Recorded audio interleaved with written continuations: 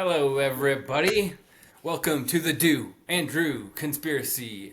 We have myself, Andrew, and my lovely co-host, Mr. Do, and we are here to conspire with you all and bring in the most beautiful conspiracy of all times ever. That's the goal. Inspire our collective conspiracy. And with that, Conspire to inspire. I think that's the motto that we agreed on. inspire Conspire to to. inspire. Yeah. And we would like that for all us and our audience. But with that being said, Do has a little breathwork technique he wants to share with us today. So we'll go ahead and see what that's all about. Yeah, this is. I'm really not a expert at any type of breath work, but I do follow this YouTuber named Kara Elizabeth, and she's a personal empowerment and wealth development, wealth abundant from within. Sort of like a YouTuber, and she has a lot of breathing techniques, and actually she's the only YouTuber whose live event I've ever attended. So she has a credibility in my eyes, and she's always like coming up with new breathing techniques. And I'm not sure what this one is called. I think it's called the diamond breath. But so what we do is we hold our arms out all the way out, and then we take in the breath, and we raise our hands together above our head. So, and now we put our fingers like this. This is imagine this is a diamond. So there's a diamond above your head, and you're holding your breath. So I didn't hold my breath, but Yeah, you're giving us the direction. That's okay.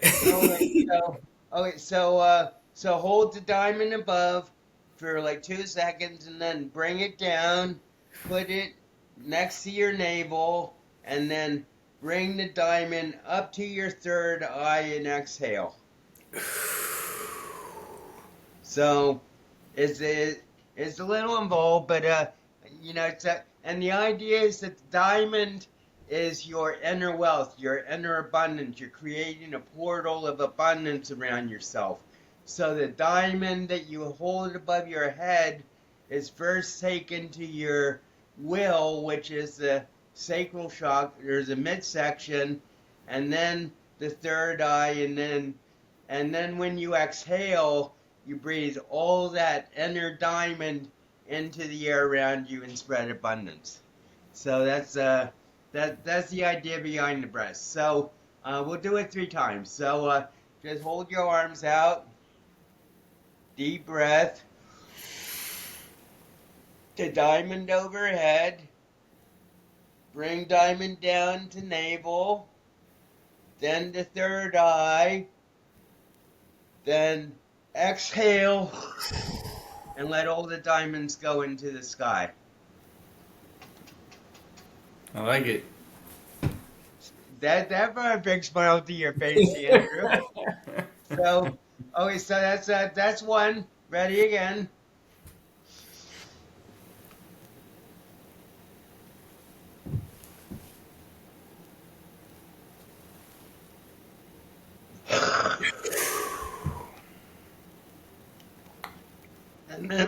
And then a third time.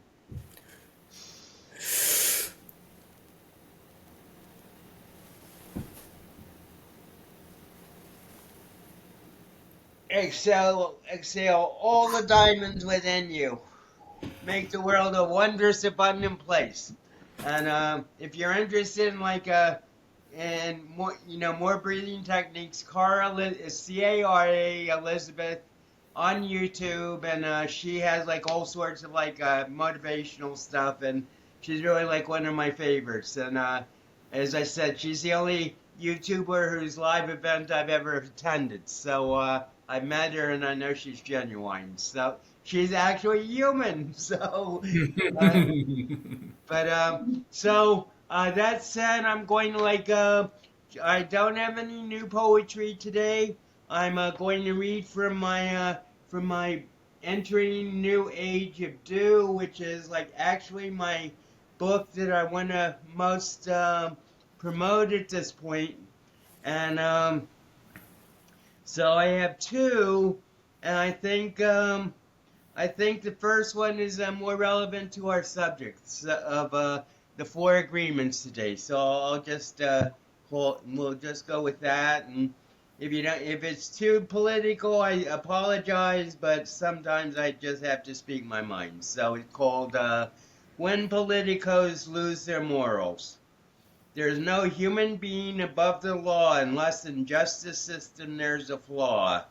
For even president is citizen, just a normal person among all men, who's subject to all the rules of the land, no matter how he feels about his power, because voters put their trust in his hand so he can be guilty at judgment hour.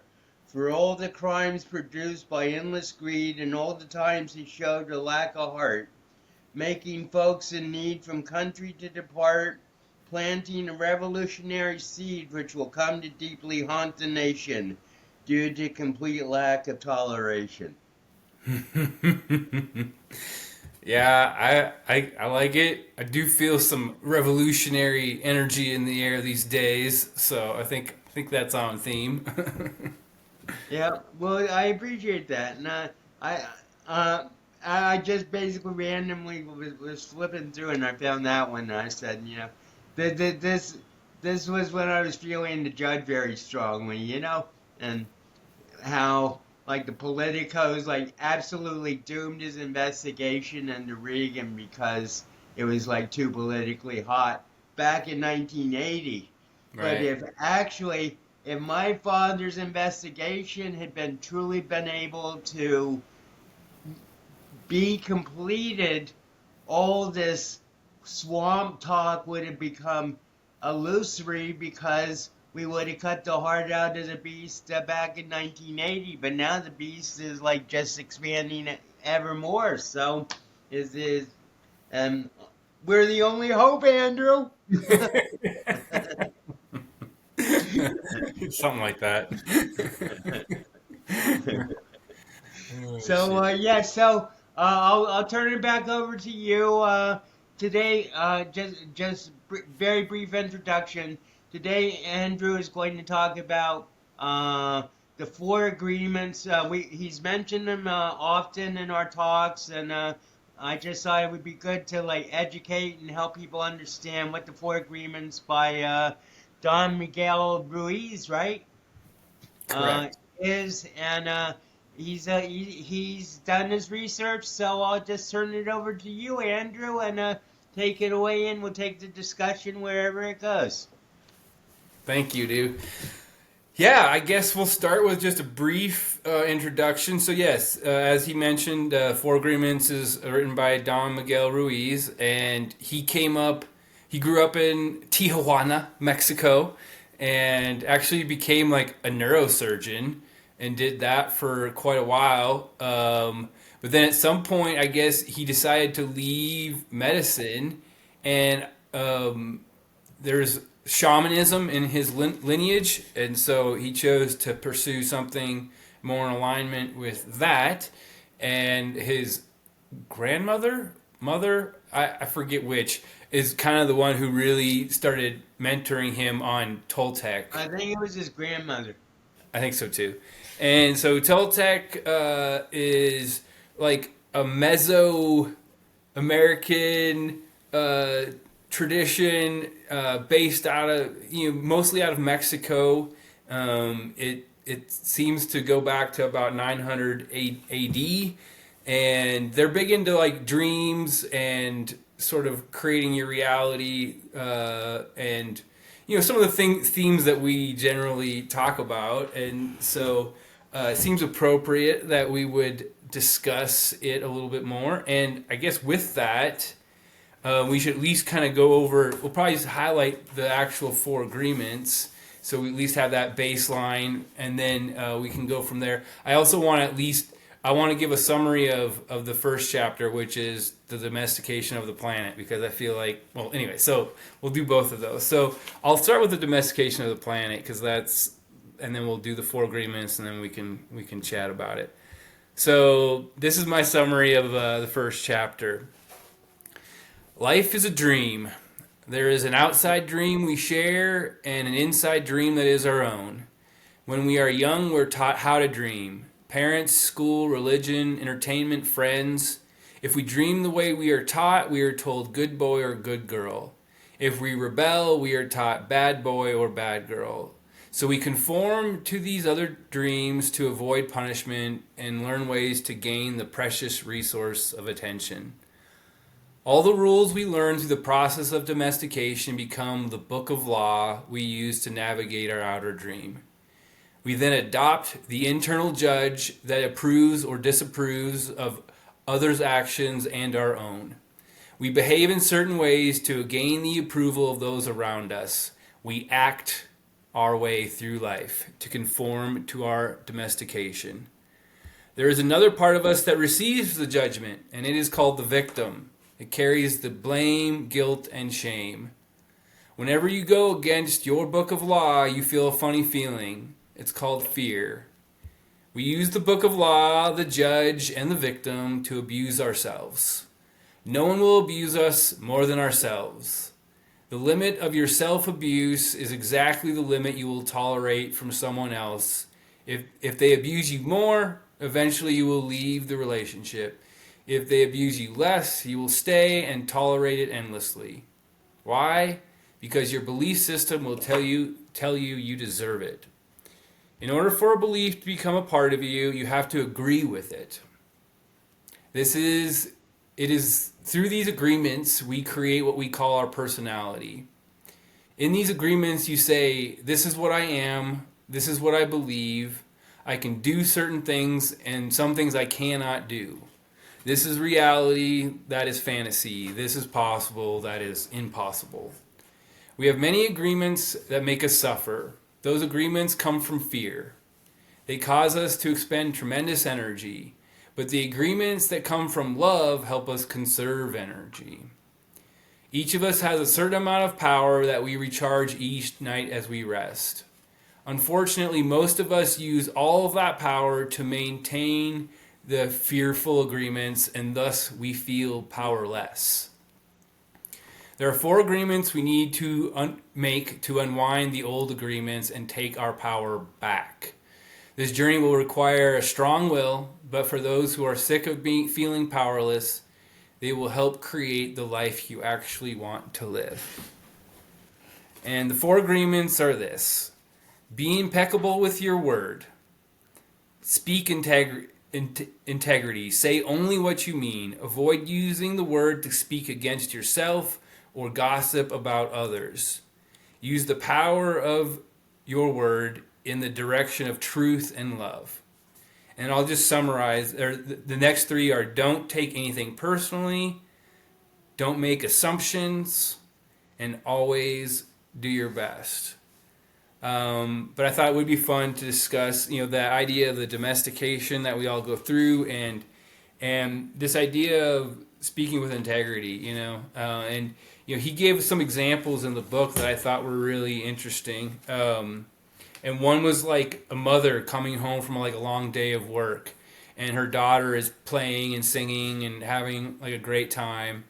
And after a while, the mother just needs some quiet, right? And so she shouts, "Stop singing! Your voice is ugly."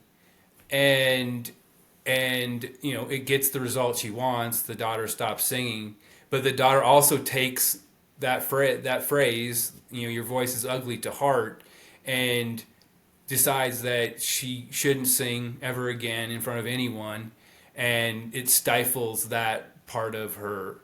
And so that's like an example of how we can use our word in like a careless way and cast a spell on someone else.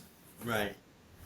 Well, thank you very much for the summary. So let me just see if I can like summarize this as succinctly as possible. So basically, we are given an inner judge and an inner victim, and well, basically, from the moment we're born, we're told yes and no, and our ability to get love is directly, and at least in our minds, is directly based upon our ability to please whoever we want love from. Is that correct? That's the essence of it. I mean, he calls it attention, but love and attention are, they go Right. hand in hand to some extent. Well, I think ultimately is always love more than attention. You know. Well, certainly a child, that's like a survival thing. If they're loved and like cared for by their parents, that will make ensure their survival. So that there's something Right. there. But I'm just saying there's also such a thing as negative attention, like you just said, which is like, so basically, kids build their behavior on what they believe will get the best reaction from those that they want a good reaction from. Would that be a good summary? Yeah. Yep. That Okay, seems. so and then, but then there's the fear of making the wrong, of having the wrong behavior and the negative judgment that comes from the person you're trying to please if you make a wrong move, and that creates a fear that ultimately leads to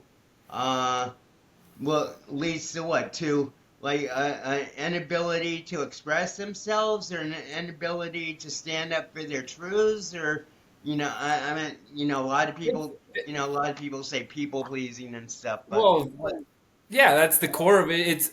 It's essentially an inauthentic expression, right? Okay, Because if you express authentically, you've received negative feedback or whatever in the past, and so you've decided that part of you is not acceptable, or that expression is not acceptable by whomever, your teacher, your parent, whoever has this like authority, and so you stuff it down, you put it away because it will create like problems for you. right, it right. You conform, straight up. Yeah.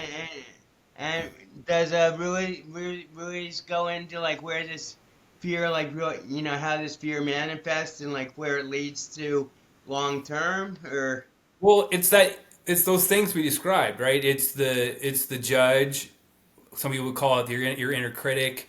It's the right? victim. That's the part of you that allows you to exist in this like suboptimal regime, and then the book of law, which is basically all the agreements you've made over the years based off of the training you've received from Right. But your surroundings. the book of law is totally totally individual, actually, right? Because Correct. so, and the other thing, I mean, I grew up in a house full of lawyers, so I basically called my family a law firm, but but ultimately, it's not only just the judge and the victim, but it's also the perpetrator and the defending and prosecuting attorney. They're all you, and you're in this court of your own self judgment that is that's like trying to make it, that's giving you fear of shame and guilt because you acted wrongly, and the solution is your truth, right? The four agreements, right? So, Oh, so okay. that's the solution to this domestication, and I think the domestication is such a fascinating thing because, like for me, it really it just clarified sort of how we are programmed. A Right. computer gets programmed by installing various software systems, and that determines how it operates, and so are we. And that book of law is such an interesting thing because my book is going to be different from your book, right? So you're going to do something that is against the law in my book that you don't have a rule against, and now I'm going to judge you for doing it because my book says it's not allowed. Or even myself, right? I'm going to do something against my book, and then I'm going to judge myself for it. And that's sort of the self domestication, right? You're not even, the rules are all made up. they're all in your head, and but yet you follow them and will use them to like abuse yourself in order to like stay in line with whatever your training was. Well, whatever you perceive is the best course of action for your ultimate survival. Yeah, yeah. And people will call that objective truth or right and wrong or Well, that's the next thing I wanted to bring up is this book of law. I mean, because a lot of people take sacred texts. There is their book of law. I mean, we all know. I mean, I believe it. I believe in the kingdom of Christ and everything, but I don't. I'm not a. I don't study the Bible like every day and everything like a lot of people and everything. But what I'm saying is that a lot of people ignore or aren't even aware of they're being judged by their own rule of law, book of law, and they use an external source such as a holy text. I'm not a.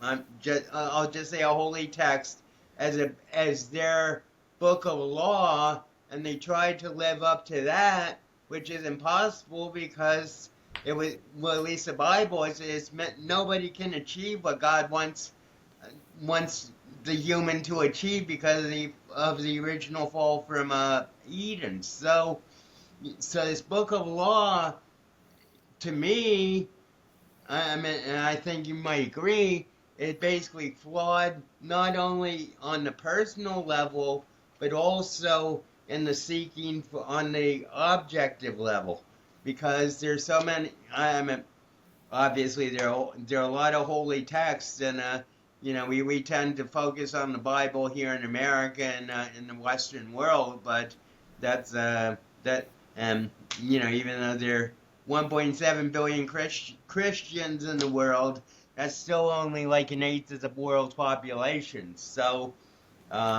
But the book, if you want to talk about the book of law some more, I'd like to hear about that. yeah, well, so the book of law is effectively your creation based on the outer dream, right? And so the logical step would be, well, can we create something that's more from the inner dream, our actual experience? And I think that's sort of a natural thing as we grow and mature. We move beyond this sort of survival mode that we were in. Because when you're a kid, you don't have a choice, right? You need food, clothing, and shelter, and they're being provided for you by your parents. And so if you don't conform to their book of law, you're going to have problems. You're going to receive punishment, right?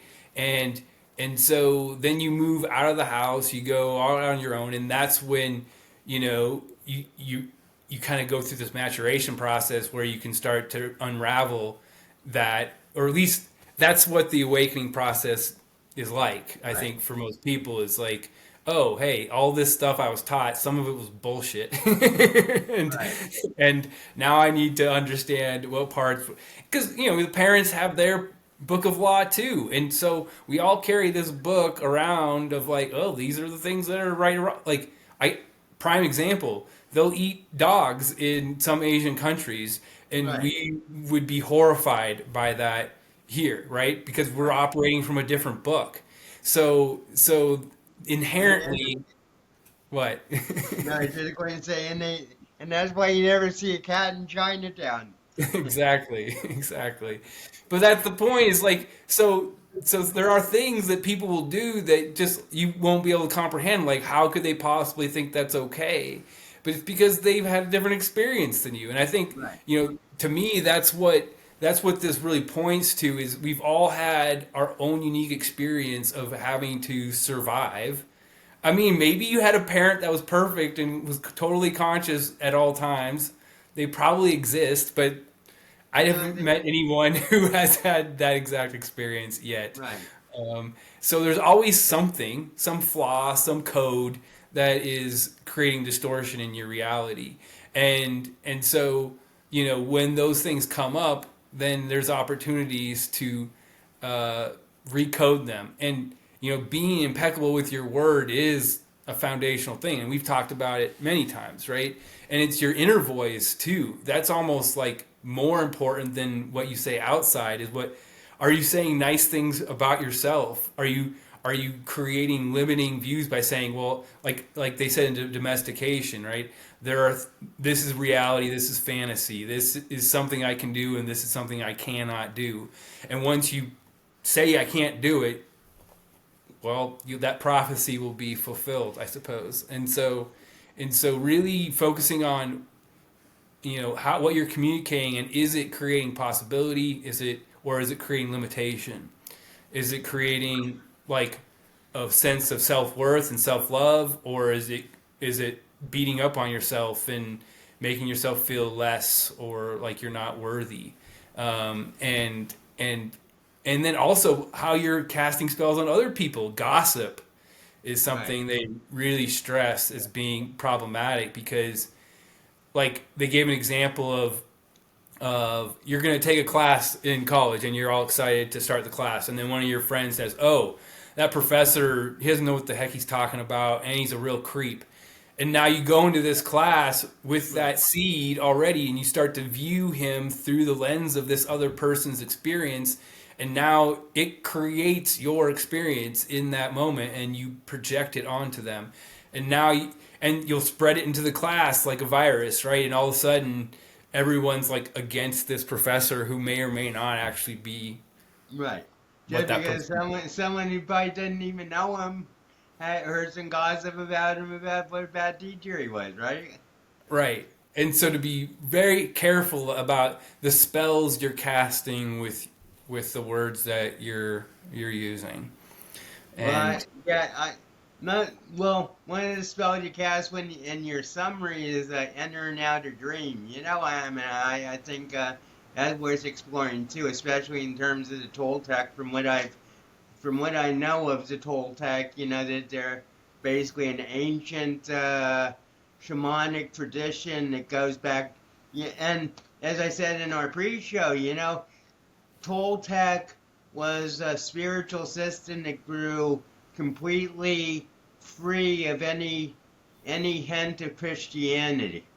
So I think for that, it's valid for that reason, just is to explore, to see what spiritual messages, like sort of like crossover or whatever, but I used to do that a lot. I used to like compare sacred texts, and like compare them and everything. And actually, Ruiz was one of the things that I had a period for. But what uh, I guess well, what I'm just saying, with that, like, one of the lines in that second chapter about being impeccable with your word is, that verse from the Bible. In the beginning was the Word, and the Word was with God, and the Word was God. And so, Christian lineage has a lot of emphasis on the word or words and how we use them too. So I would say there's some crossover and alignment with that.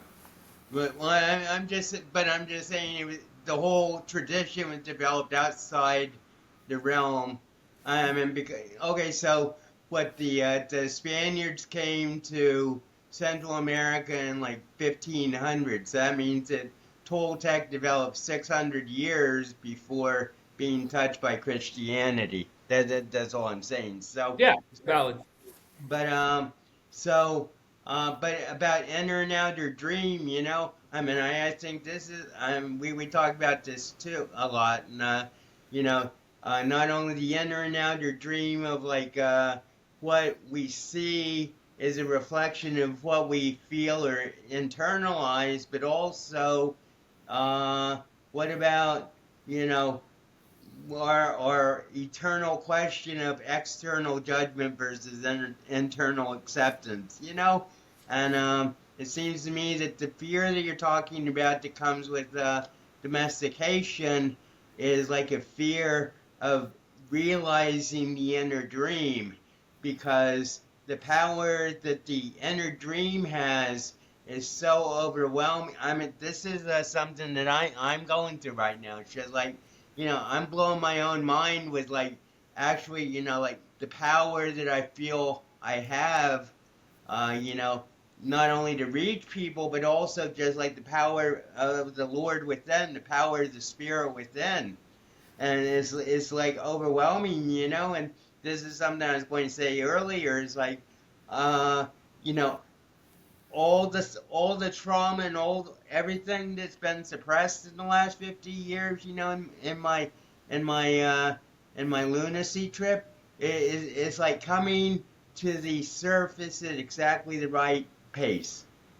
You know, I mean, it's surfacing, coming to consciousness at exactly the right time for me to be able to deal with it. And I think that has a lot to do with the inner and the outer dream. You know, because I think that basically I've turned my focus, you know, basically 90% towards my inner dream, and that's why I'm feeling so much power and liberation. But also, it means that the outer dream can take care of itself, and I'm not going to worry about it.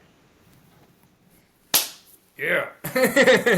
No, that's the good stuff, I think, because yeah, the outer dream is effective. I mean, it's what we call the matrix. That's the Right. outer dream. And so if you're conforming your dream to the outer dream, you've lost your connection already, right? You- we are creators, and part of that, that's what that inner dream is all about, is understanding there's a responsibility.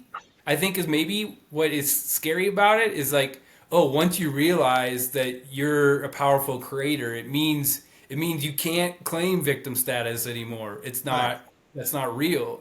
And and and so we've created this ability to stay small because of this outer dream, and it makes us feel comfortable and safe.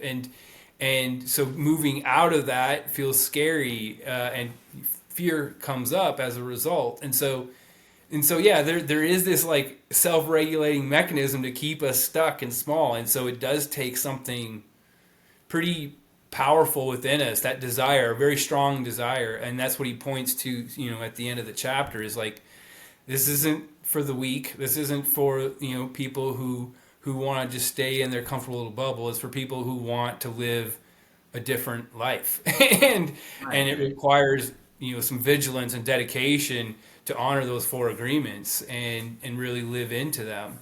And the word, that's where it started for me, because I realized how many negative thought loops I was generating, how much judgment, how my book of law was telling me that what everyone else was doing was wrong.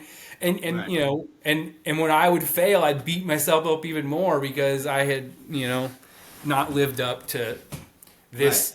this this list of rules that I have agreed to.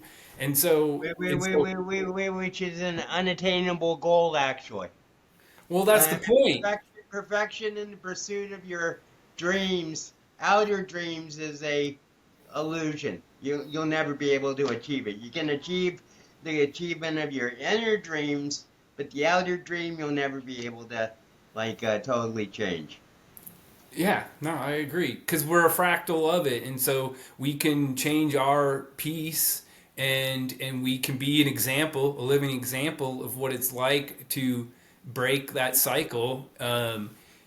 But that's, I mean, to me, that's it. And but that's also liberating in a lot of ways. I think you're pointing to that, right? Is It's liberating to not have to feel like the weight of the world on your shoulders at all times, because like you're responsible for fixing it, or only you could like help someone. Everyone is on their own journey, and everyone has their own book.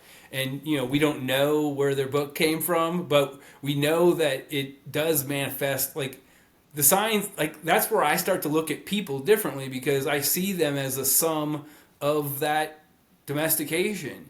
And if Right. if their book of law is telling them they have to do X, Y, and Z, then why would I be surprised that they do it?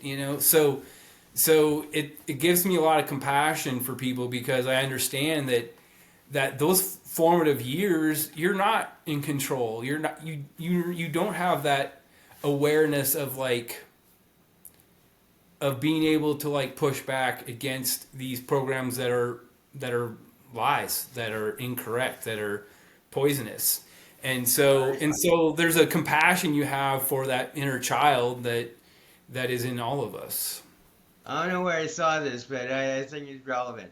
The purpose of life on earth is not to learn anything, it's to unlearn everything. Correct. Correct. Well, and and he lays it out in such a simple way. Like this book, I mean, it's like super thin, and Right, right. we'll spend more time talking about it than it would take to read it, Read. which which which I think is why I put so much emphasis on it, is because like it just feels like this little training manual for life, Right, and it's not like everything. It doesn't go into every nuance and every detail, but that's the point. That's your job. You take these foundational principles, and then if you, I mean, because it has to be simple, right? In order, if we're talking about undertaking the reprogramming of your entire subconscious mind, basically, right, and right. that could be a pretty intimidating task until you can break it down into something more bite size.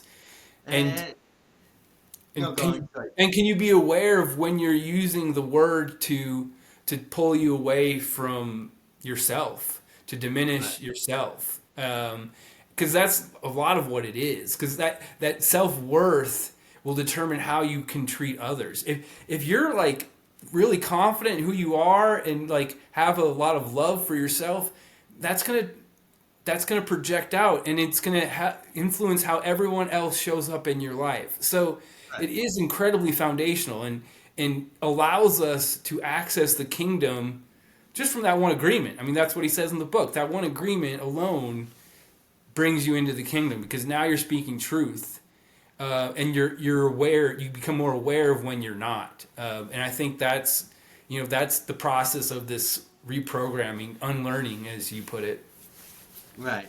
Well, it's not only unlearning the programming and the domestication, but it's also learning the awareness and the growth into true self, into the higher self, whatever you want to call it, into being a fractal of God.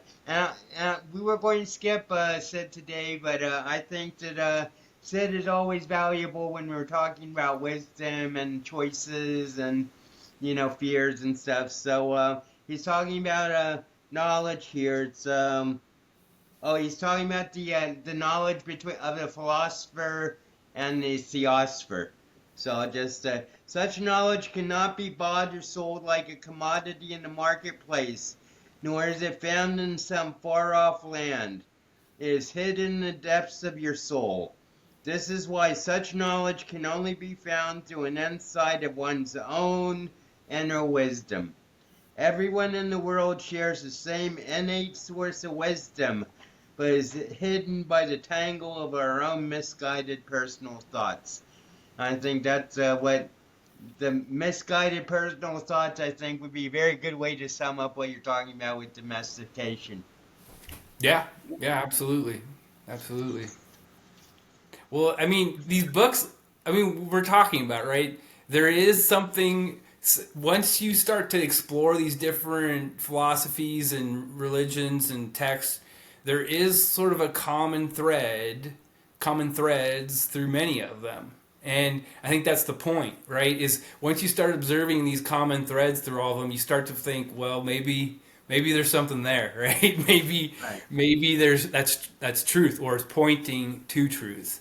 And of course, Sid Banks is pointing to truth, just as Don Miguel Ruiz is pointing to truth, just as the Bible points to truth, and Quran, and etc. Right? They all point. They aren't truth, capital T. They point to truth. The Right. moon, the finger pointing at the moon is not the moon, but it Right. gives you a direction of where to go, and then you make it your own, right? And that's where it becomes power, because I think I don't know if shared the story, but I participated in a retreat earlier this year, and it started with a meme of Donald Trump in a press conference, and he's talking about trade policy with China.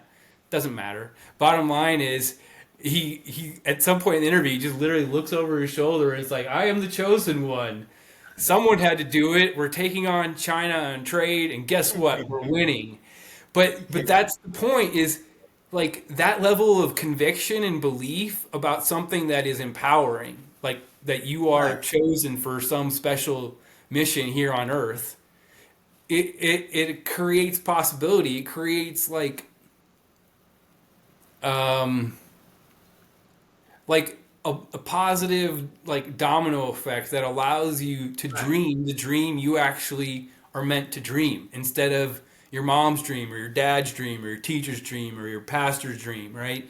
Their dream is not never going to be yours. And so as long as you're concerned, or you have your focus on, that outer dream, and getting approval from other people or whatever, it's going to pull you away from center, and you're never going to be like happy or feel truly fulfilled in that space. And I think that's that ache that we all feel at some point in our Right. lives that causes us to start questioning that outer dream.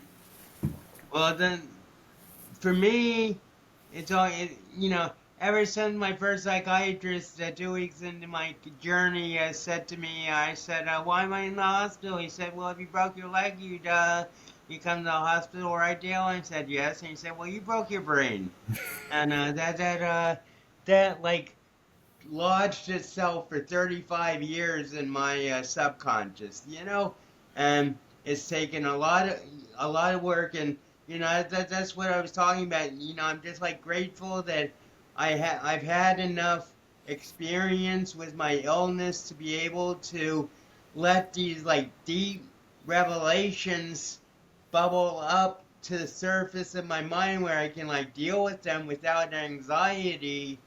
But that's taken 50 years of training in like mind control and like sort of just like self-awareness and everything. And and that's real. And given that, it's very easy to say be yourself, and to say live your dream, live your inner dream and everything. But the actual process of like being authentically you is probably the hardest thing that God ever gave any human being to do. Yeah, maybe. I mean, it it is, it's a journey, and it doesn't, you're right, it's not like it desire is required, right? Like you can't do it Right. because your mom wants you to do it. You have to do it because deep within your soul, something greater is possible for you in your life. I don't know. That's Right. how it was for me. Is like I know there's something more than this. I Right. know there's things that are possible beyond this. And so what's holding me back from like realizing that fully? And I mean, you pointed it out, right? That spell that doctor cast was powerful, right? You took it as a part of you because you didn't know any better, or they were an authority, or whatever reason, and carried it for. I was looking for an answer, and all he gave me was like a condemnation. Well, a victim status, right? Right. Like, oh, your brain is broken. You're a victim to your brain. And back in '75, that's what every psychiatrist thought about every schizophrenic. I mean, like schizophrenia was like literally like basically a death sentence. Maybe you can live in a supervised house for the rest of your life. And I don't know. I'm sure I told you this story, but I still like to tell it. It's apparently this very famous psychiatrist. I don't know what his name was, but when schizophrenia was first like defined as a diagnosis, someone came up to him and said, "How would you treat schizophrenia?" And he said, "That's the disease that doesn't have a cure, right?" And the guy said, "Yes." And they said, "Why would I want to treat a disease that doesn't have a cure?" And that's still basically the idea of like 95% of psychiatrists about schizophrenia. I mean, my doctor and I had like a lot of like like attitudinal and like philosophical and and logical differences. But he did take 22 years of his life to like work with me in a way that was that no one else possibly could have to get me to the point where I am now. So even though I question his origins and his motives and his agenda often, I'm doing that less just because as I get more into Dale, I get more into forgiveness, and he did the best job he could, and whatever his politics or whatever his agenda, it was all part of the plan. So, fact is that the outer and the inner dream has now sort of like crystallized into like a reality that I'm like stabilized in. That's just getting better and better deal by deal. And how? What's the process? I mean, of it getting better. What is there something you're doing to make it better, or It's it's really just like letting the self express itself to itself, and the higher self is infinite power. And basically, for 50 years, I pursued infinite power, trying to prove to everybody I was God. But God isn't the ultimate power, to me, at least.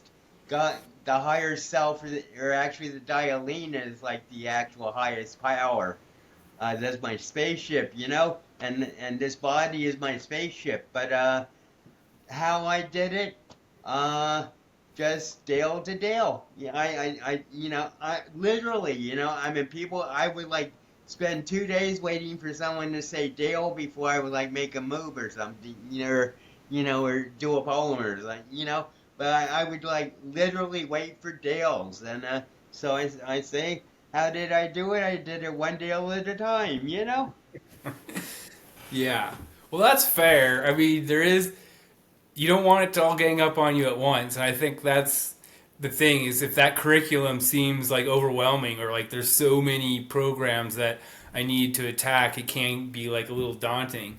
So That's when I would go to the hospital. sure, okay, okay, yeah, And I want to say, and you brought up, in the beginning was the Word, and the Word was with God, and the Word was God. But the next verse is like is the most important, and the Word was made flesh, and that's the person Jesus. I mean, most people say it's Jesus, the Word becoming flesh, but ultimately, this is what my journey has discovered, has shown me, is that ultimately every person is the word of God. Every name is the word of God. And basically, I just used Dale was just like I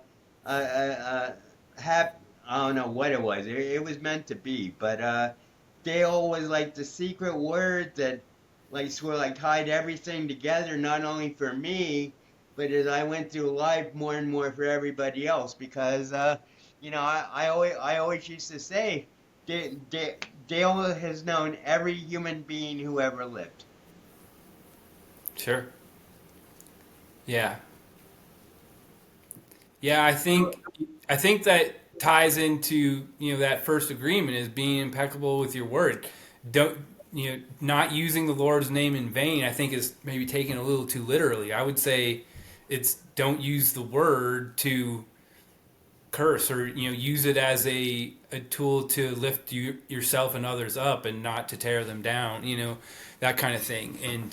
And then it makes a lot more sense. I think this just came to my mind is don't ask the Lord to help you, only help you know ask the Lord to help you as it helps other people. Sure. Yeah, well, that's like an idea that we're here to be of service. Right. And, you know, if you want to come at it from a very hero's journey perspective, basically the things that you have had to overcome in your life, to the extent you have overcome your adversity, you now are the training manual for other people who are going through similar things, right? Yeah, Yeah. and so And that's why God put me through it in the first place. To be able well, to help people. To be that's the able to. idea. Yeah, yeah. And I guess I just have a, like, so we're trying to reverse the curse basically, Right. and for those who have had a similar experience, to be someone that they can, we can hold space for that person and allow them to.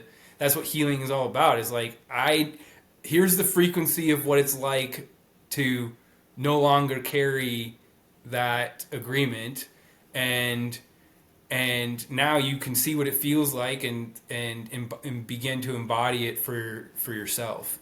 And to me, that's the conspiracy we're creating through this Well, show. I just like make a suggestion for maybe exercise that people could do following this podcast is just make a list of like 10 agreements that you feel you've made with yourself, and then 10 agreements you or make however many agreements you want to write down, but like make a list of agreements with yourself, with other people, and then a final list of agreements of what you'd like to agree to. Yeah, yeah, yeah, exactly. Yeah, that sounds like a really good exercise. And I would say one other, once you do that, kind of you'll be a little more conscious of what they are, right? I think Right. that's the biggest thing is we have all these agreements, we have our book of law, but it's not conscious because we weren't aware of that concept. But now you have an awareness of the concept of where these rules that are in your mind came from, and you can decide, wait, do I actually agree with this thing that I claim to believe, and where did it come from, and is it empowering, and start to get to the why of some of these agreements, and then maybe you can see where there's certain ones that are no longer useful or actually are very unuseful, are creating problems in your life, and then look for an agreement that is empowering or that takes you Right. closer to love, and judgment would be my number one. Like, if you can root out judgment in your life, that's gonna of yourself, Right. self judgment. That's self worth. It's everything. I think to me that's the foundation. So Well, I,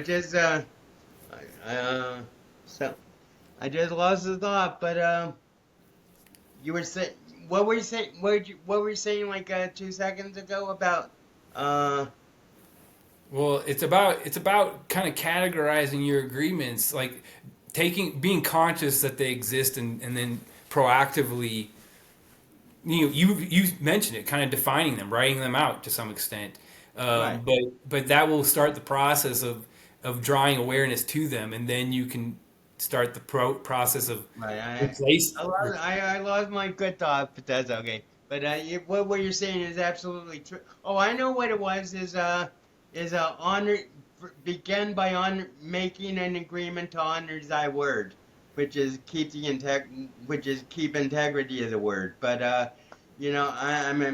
course, as a poet, the word is like what I make my life on. As a writer and a poet, and I've learned a lot about like self integrity and stuff through my writing, and just being true to what I know I've written, even if nobody else knows the principles or anything that I've expressed. So, uh, I keep there's this like thought that keeps so honor your truth, and honor just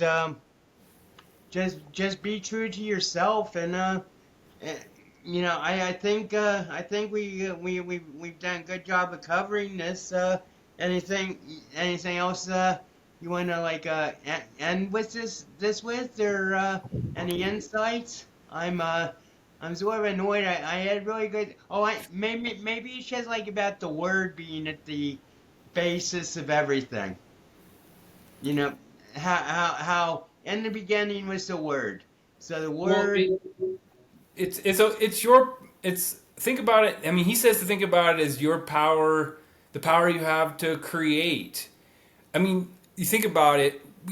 Our concept of reality is often based in words. Like we look at a right, tree and we give it the word tree, and now that defines what it is. And so words. I mean, our buddy Pete, he's all about the words, and right, so right, so there is power in words, and I think just recognizing that is like a huge step along the journey, because I remember using words very carelessly, and that has shifted dramatically. Now I'm maybe almost hyper focused on words because I want to use the word that is most accurate, that expresses what I'm trying to express most clearly, and being really intentional about that. And so, it's made sarcasm very difficult for me, for example, because I don't.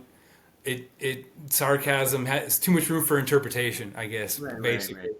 right. And so that's what I would leave people with. It's just is the power of your words, and can you recognize that inner judge, that inner critic, and that inner victim? Can you notice when they come up, and then be like, oh, I see you there. I see you judging, or oh, I see Right. you. I see you wanting to be. Oh, it's their fault. The reason I do this is because that guy's a jerk. Well, okay.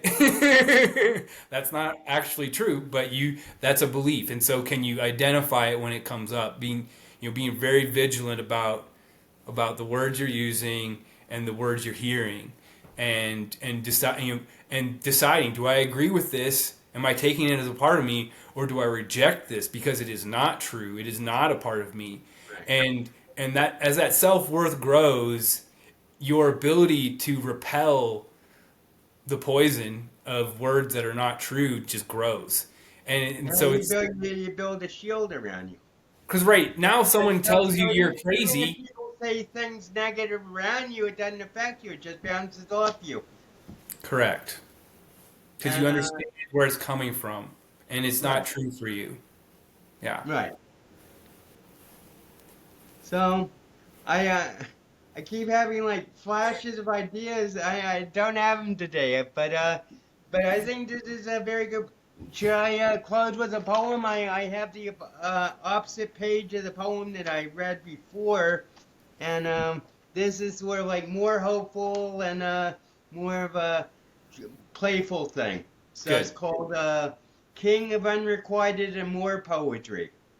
I was scared to say I'm in love with you because it's dangerous to speak what's true. And from all pain, one needs some protection, for no one likes feeling a rejection. So that I floated in deep abyss, swimming in the ocean of solitude, drowning in my desire for a sweet kiss, trying to build my inner fortitude, which results in my being left behind in the eternal race to find a bride. Although to ladies I have never lied, while being to romantic chances blind, for which I can blame no one but myself as long as I put sex life on shelf. Yeah. Okay.